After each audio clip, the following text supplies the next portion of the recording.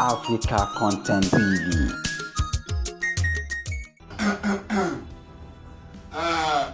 It's how far was it? Okay, we are in Umrah 2024, 2024 Umrah. Then,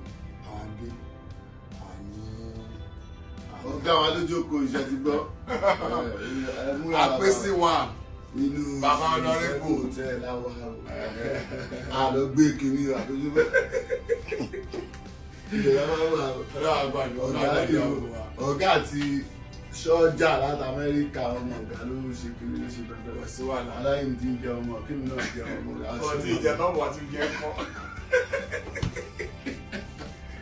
Ẹ̀yin náà jẹ ọmọ gbogbo wa náà jẹ wọn lágbára náà. Aláyé ṣàdúrà.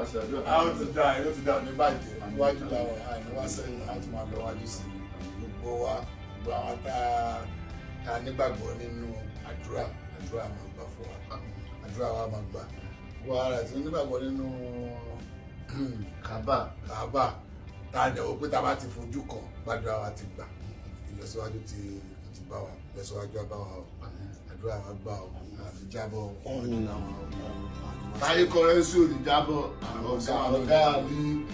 ọ̀gá mi ní Pasuma ìtìmú ọmọ mi ní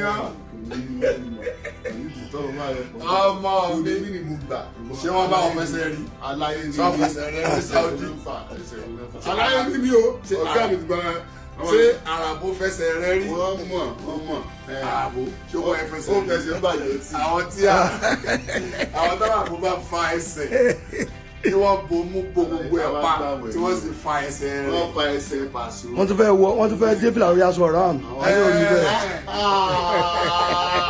ọlọ́tẹ̀ ni yóò. ó bàjẹ́ sí i. èrè báyìí èrè ẹ̀wà gbà.